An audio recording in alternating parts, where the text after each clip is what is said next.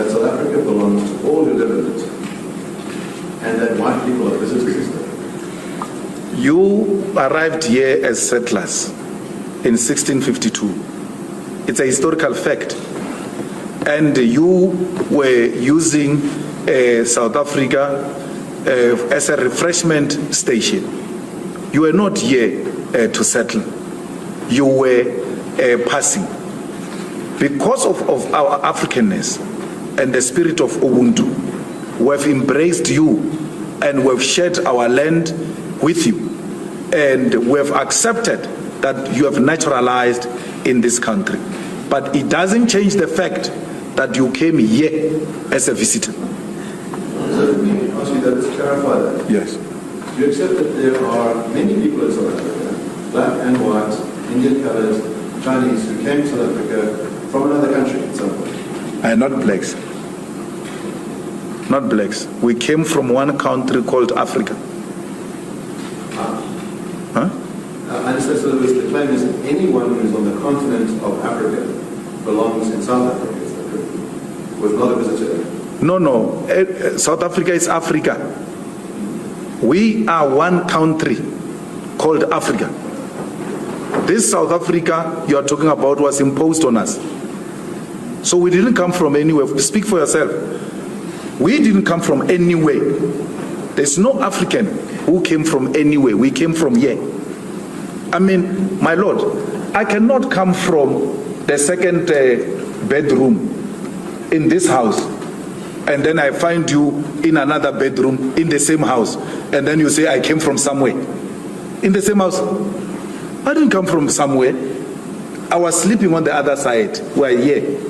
So, we are not visitors. We didn't come from anywhere. This is our continent. So in other words, someone who was born in Egypt, Nigeria, Malawi, Botswana, Zimbabwe, none of those people are visitors to South Africa. They belong here. It's their home. Where Nigerians, Ghanaians, Mozambicans, Zimbabweans, when they are here, they are at home. They should not even for a second doubt themselves. This is our home. Let me ask you this then. Your party has recently engaged in a campaign where you've gone to restaurant owners and you're asking to produce lists of who works for them and to say you have a certain number of people who are not South Africans and a certain number of people who are South Africans, and we want you to change those numbers. Now, how do you reconcile what you just told us, which is that all people who are born in Africa are part of one house, but you want to say these people are different and they should be fired from the restaurants they're working, they should be replaced with real South Africans? How do you reconcile? We've never said fired. So when you are in a court before my Lord, don't misrepresent facts. Nowhere have we ever said fire anyone. So we shouldn't lie. Please. My Lord, before we go to the continent, here in South Africa, if you get a job or a tender to go and do a road in Soweto, you are required to hire 30% or so of locals of Soweto. Yet you are a South African of Soweto. You are required to subcontract a certain percentage of people from Soweto. So because the locals at that space should not feel excluded, they should embrace the project, they should feel they must welcome the project and they must protect it as their own. Now, what the white ownership does to our people, my Lord, is that they hire our brothers and African brothers and sisters who are not locals to the exclusion of locals so that they can ignite the xenophobic war amongst our people. They want to thrive, which is what made you survive, divide and rule. You are dividing us by hiring some of us. I'm a South African. If I were to go and open a restaurant in KwaZulu-Natal and I come with everybody from Limpopo, the people of KwaZulu-Natal, one, they will not feel like this restaurant belongs to them. They will not feel a need to defend it because I just impose people from the other side to them. They need to be involved for them to know that this belongs to them. But it doesn't make the Limpopo people less South African or less home because I said you must be mixed with the people from KZN since our project is in KZN. It doesn't make it lesser home because I said so. No, I am saying the unity of Africa must start from the shop floor. Zimbabwean, Mozambican, Nigerian, South Africans, come, let's work together on the same floor. Mozambican, Zimbabwean, let's go to school together.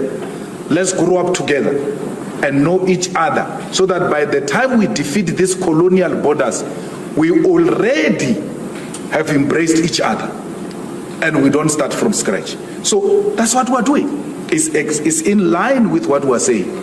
We're saying Africa is one, and let one Africa be seen at Cream Restaurant.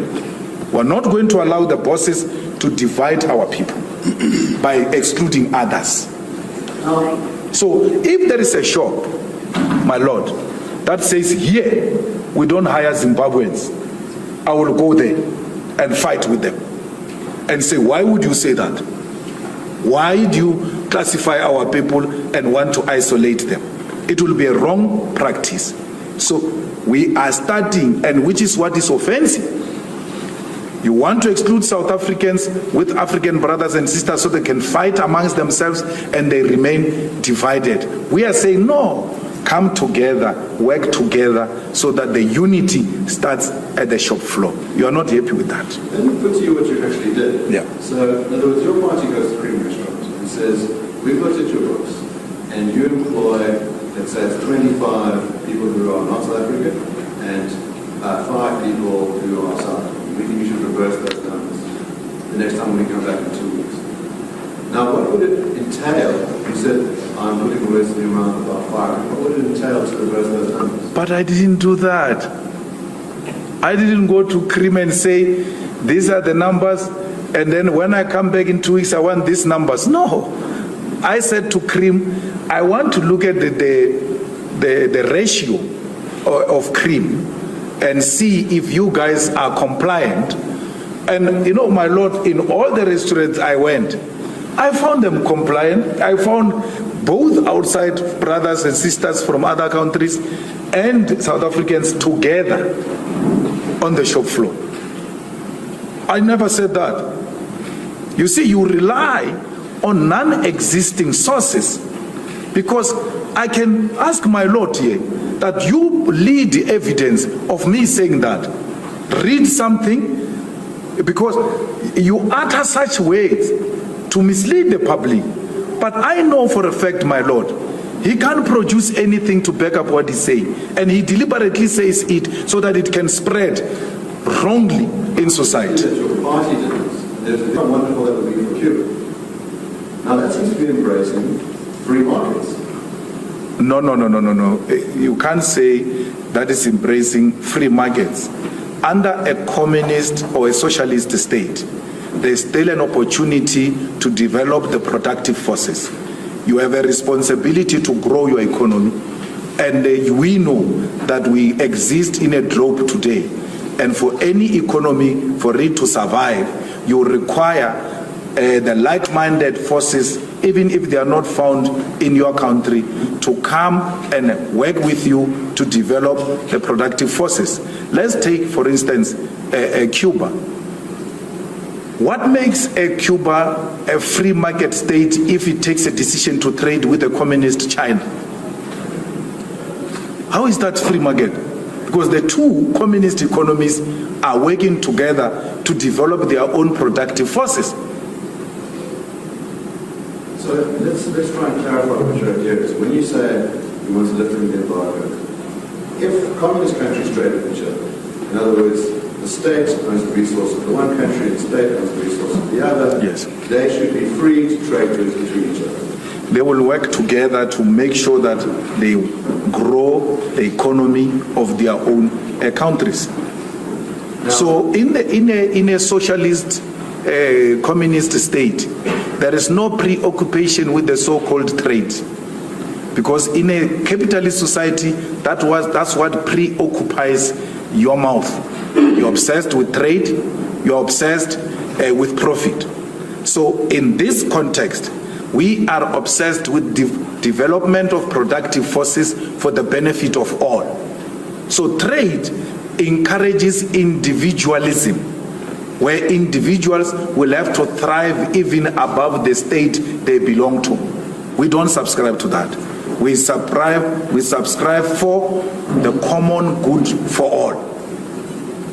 Let's talk about that. So, from what I understand, the nature of communism, the nature of the manifesto is to say that the state must be the ultimate authority. Yes. And the state must be the ultimate custodian. Now, is it of just land or of other property as well? No, land. We own land. Yes, and that which is on top of the land belongs to you.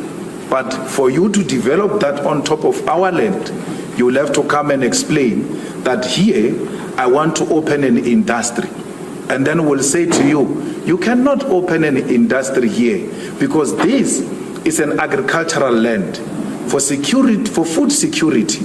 We think there are areas that are allocated for such purpose and then relocate to an appropriate place for what you want to do.